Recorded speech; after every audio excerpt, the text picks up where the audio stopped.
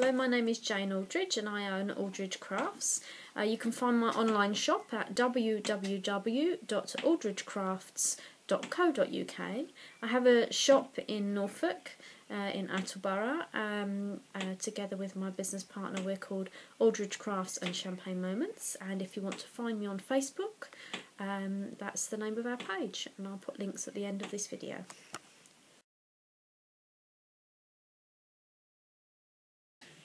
So I've just applied some colour onto my felt pad, and I'm going to start to apply colour over my card. Nice vibrant bright colours, but we can dull that down a little with some blender a little bit later on if we wish, if we decide that's a little bit too bright. So lots of dots and dabs, and the advantages with alcohol inks is that if you keep working over the top, it keeps reacting with the ink. So don't worry if you run out of ink, just top it up. And the colours I'm using are Sunshine Yellow, Cranberry,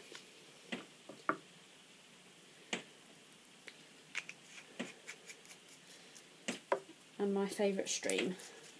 And you'll note that I'm always putting the lids back on, because it's all too easy just to knock these bottles over. So I'll back and go, carry on working over my cardstock, and I can keep blending that over until I'm quite happy.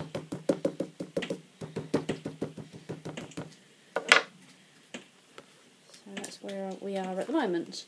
So then what I'm going to do is I'm actually going to go in with some Stays On cleaner, and I'm going to give this a spritz in 2 or 3 spots. And just give that a few seconds just to sort of react.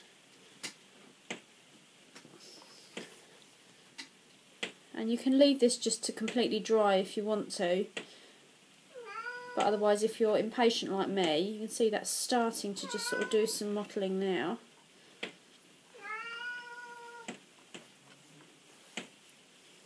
And you get some really interesting effects where the fine mist spray. And the reason why we use Stays On cleaner and not blender in a spray bottle is because the blender is flammable. It's not a very good idea to start spraying that, whereas the Stays On spray cleaner is obviously designed to spray, and because it's designed to dissolve the solvent based products, it works perfectly with your alcohol ink. So then we end up with this background with really lovely mottled effect.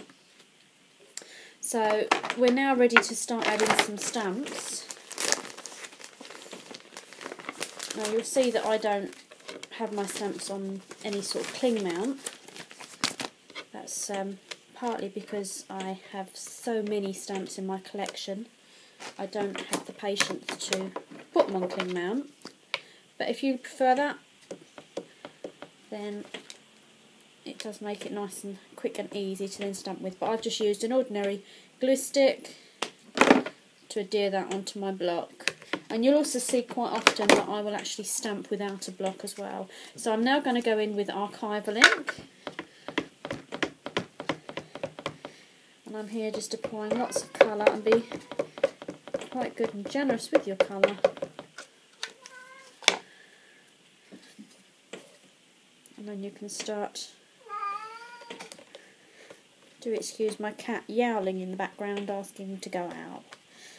It's currently raining and he's been sat out in the garden all morning. He's soaked through and yet still wants to go out and sit outside. So here we have our butterflies. We can then start to build up the design further. So I think actually I'm going to go in with more butterflies. First of all,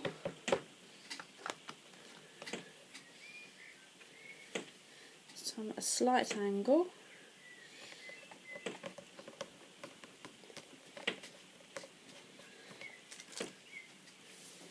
and obviously be mindful that you're using archival onto this glossy card, and the ink will remain wet for a short amount of time because it's a non-porous card. So I'm now done with my butterflies.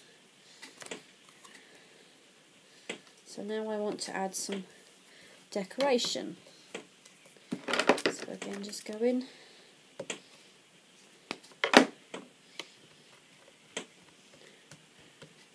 I could switch to another colour here, so I'm going to switch to a purple. I like to use the archivals over alcohol inks because they're such a depth of colour. You tend to get a more distinctive stamp out of them. So I'm now just going to start working my way around the edge with my swirl.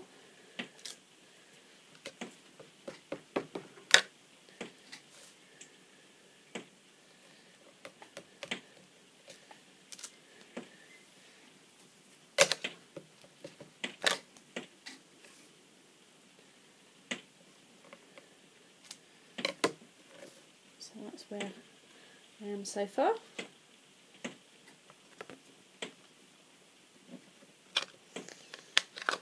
I'm just going to give my stamp a quick wipe. I just keep old tea cloth, keep my mat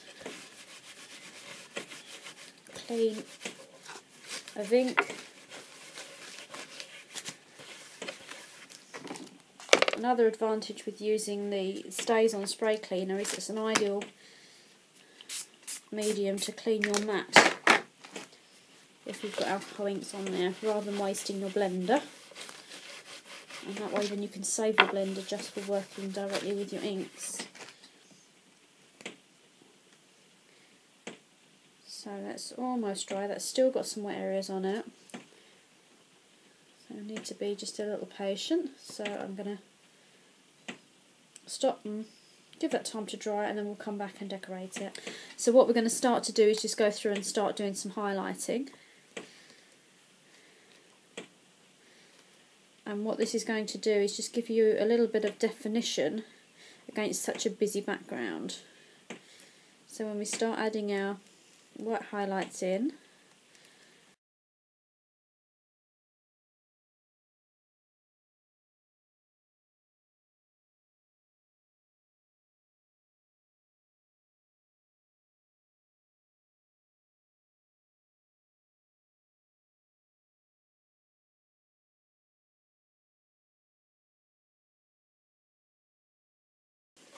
you can see now that I'm starting to add a little bit more detail.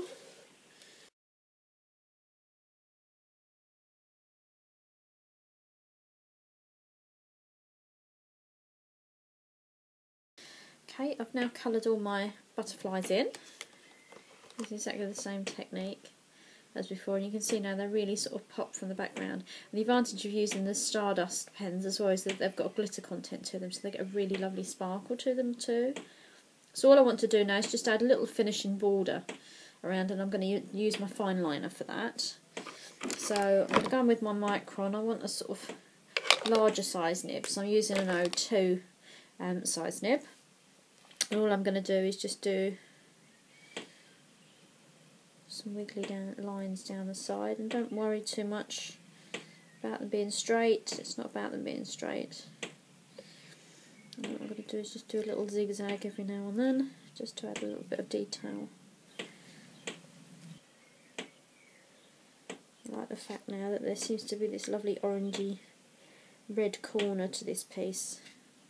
That's one of the things that I like about working with alcohol inks, because you can pick up the same three colours every time and the effects will be completely different. And you also have a little bit of confidence and faith with them, because sometimes you'll do a background and it looks really dark and really busy, but then so you can always lighten it down with blender or with the Stays On cleaner. But once you start actually putting detail on it, it then becomes a background rather than a foreground.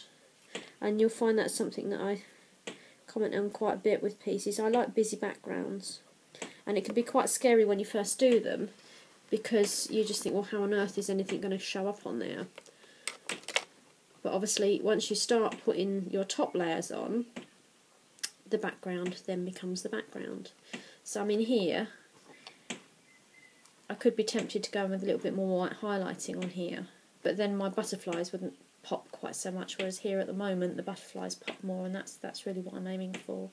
But you could put a little greeting up in the corner if you wanted to. I quite like it is.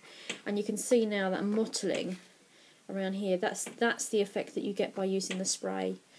If you was to use just the blender, you'd get sort of more this effect where you have sort of bleached out areas. But to get that really fine mottling effect, that's where you need to use the StazOn cleaner. We hope you've enjoyed this, and see you again soon.